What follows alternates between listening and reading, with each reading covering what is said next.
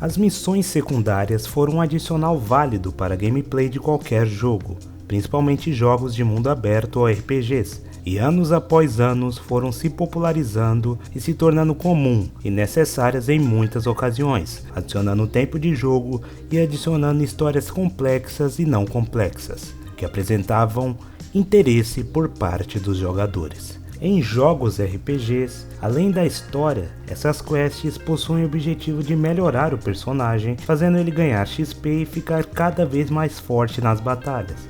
Mas como sempre, não estamos aqui para falar o lado positivo das missões secundárias, e sim o negativo, o lado obscuro delas, que em alguns casos também passam para as missões principais. E esse lado negativo são as famigeradas missões genéricas, que consistem em te dar um objetivo raso, uma história rasa daquele devido jogo, e transparecendo ao jogador pouco sentido. Assim como acontece com os coletáveis, as missões genéricas estão se tornando exaustivas aos olhos do jogador e sendo desnecessárias em várias situações, e também o acúmulo dela em determinado jogo é algo a ser notado também, fazendo com que os jogadores pensem qual a real função dessas missões, e muitos deles desistindo de completar a maioria delas. E esse é o problema.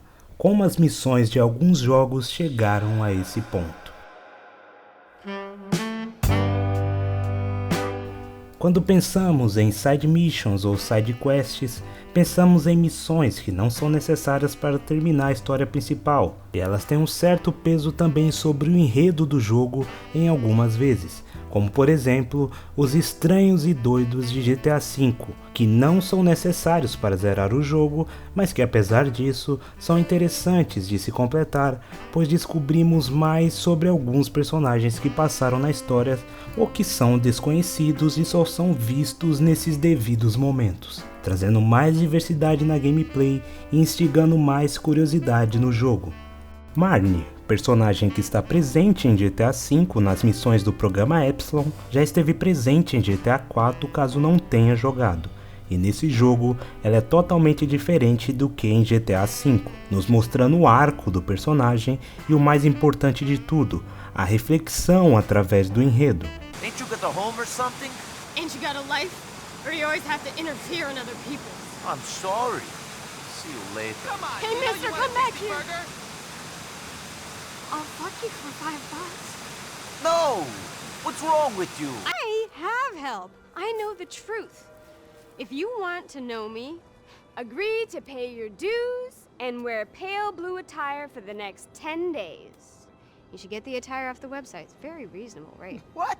The Witcher 3 tem missões secundárias na medida certa e com um bom roteiro também, trazendo possibilidades de escolhas dessas devidas missões, até em alguns contratos também, que possuem opções que impactam a moral do personagem e no que o jogador acredita. Aí você chega em alguns jogos recentes e até em alguns antigos e percebe que o termo da missão secundária foi banalizado, e aparecendo missões apenas para encher linguiça, transformando as missões em missões genéricas, sem sentido ao não ser o XP, e que depois que você terminar o jogo você não lembrará delas, ou seja, totalmente esquecíveis, tirando o fator memorável. Isso é o que intensifica o tédio do player que está jogando aquele jogo, pois a surpresa e a novidade foram literalmente esquecidas, nos restando apenas a experiência ganha nessa parte da gameplay.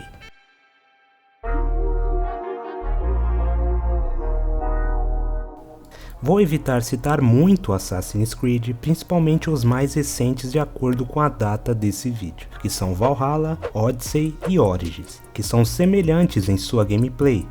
Não citarei muito esses jogos pelo devido fato de todos já terem um conhecimento maior sobre como algumas missões secundárias são tratadas nesses jogos. Para exemplificar bons exemplos de missões secundárias, iremos retornar e vamos falar sobre Fallout. Fallout tem missões secundárias que apresentam um meio termo desse assunto que estamos falando. Existem missões que não impactam em nada e outras missões que têm um enredo e desenvolvimento incrível. instigando a curiosidade do jogador. Vamos falar sobre Fallout 3 agora. E assim como New Vegas, tem missões secundárias muito boas e interessantes. A missão secundária Oasis é incrível no meu ponto de vista. E é lembrada por muitos jogadores que já jogaram esse jogo, pois as opções de escolha dessa missão nos levam a usar mais o cérebro e não a jogar no automático, como em missões genéricas, por exemplo. Nessa quest, o jogador explora um bosque com uma flora que não é vista em quase nenhum terreno de Wasteland.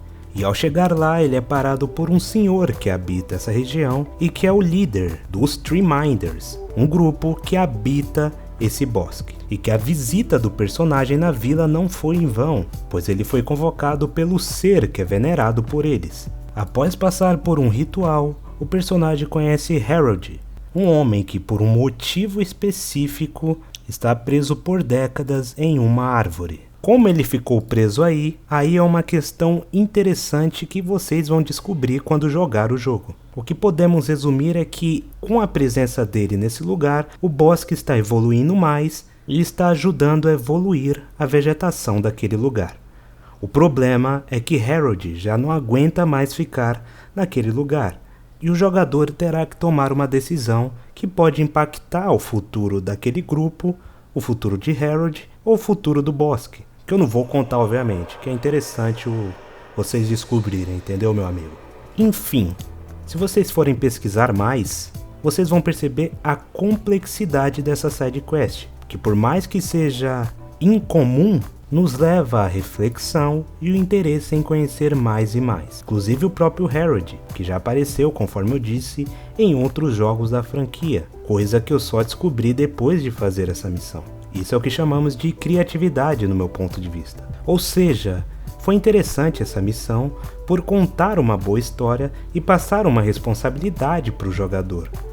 É aquilo que eu falei antes, a gente sai do automático e começa a usufruir algo realmente bom.